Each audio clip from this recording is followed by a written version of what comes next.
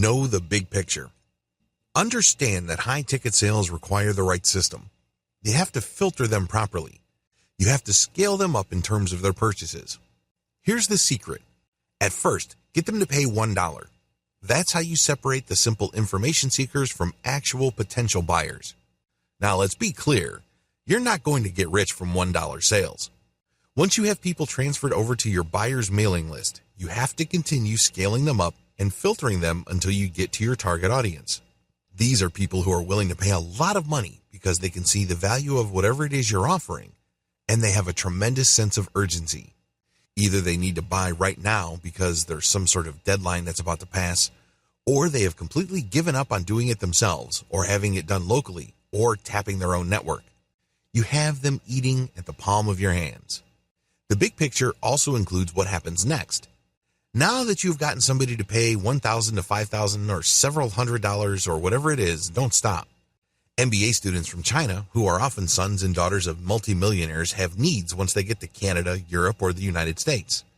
Even when they're in the MBA program, they would also have needs. This is crucial because you cannot drop the ball here. It's very tempting to think, I've already got several $1,000s from this list member. Why should I even bother about what happens next? Here's the simple answer. The cheapest and most lucrative form of business you will ever get is repeat business. Let me repeat that. The cheapest and most lucrative income you will make is from repeat business. These people already know what you're capable of. They already trust you enough to spend big money. Now is not the time to drop the ball and forget about them. They still have needs. In my case, they would need a place to stay. They would need job placement services. They would need networking services. In some cases, they need life coaching. I can go on and on. You have to look at your customers the same way. Just because you have converted them already within the main niche of your business, it does not mean that all their other needs go away. There are many related niches as well. In my case, visa assistance and immigration legal services were the natural extension of the service I provided my customers. You have to think along these lines, and if you do, your list goes up in value over time. The more your relationship with your customer base matures, the more valuable it becomes.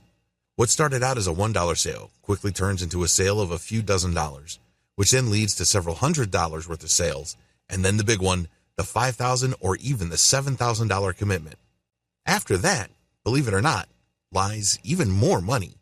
It costs several $1,000s to retain an immigration attorney. Helping someone get settled in certain parts of the world can result in commissions to the tune of several $100s. Do the math. Think long term. Think in terms of relationship. The secret? Filtering. If I wasn't clear yet, let me just break it down. Your job is to filter your prospects as quickly and as cleanly as possible. Separate information seekers from potential buyers. This is where your $1 product comes in. You then separate low-value buyers from intermediate or long-term high-value buyers. These are people who are willing to buy immediately, but they will remain stuck at a certain low price. You can monetize these people by selling a book or an online course. You can safely segregate them in another mailing list. You can still make money off of these people, but please understand that there's going to be a ceiling. They are never going to level up like your big-time clients. For your big-time clients, think of the long-term, high-value, high-ticket funnel that I described above. The key secret you need to keep in mind. You must have a means of constantly communicating with higher-value clients. This is the key. Therefore, I insist that you build not just one mailing list, but several. Your mailing list must be segmented based on how quickly somebody wants to buy and the value of the things they want to buy. For everybody else, and I'm talking about information seekers who just don't want to spend money, you can set them up with a fairly short autoresponder series. If they don't convert by the 6th email or the 8th email, cut them from your list. Depending on your mailing list service provider, there's no need for you to burn a hole through your pocket supporting list squatters. Identify them and quickly delete them. For everybody else, work on converting them and pushing them higher and higher in the value chain. This is how you create a consistent flow of high-ticket sales. In fact, if you play your cards right, based on the system that I've described above, your mailing list goes up in value over time.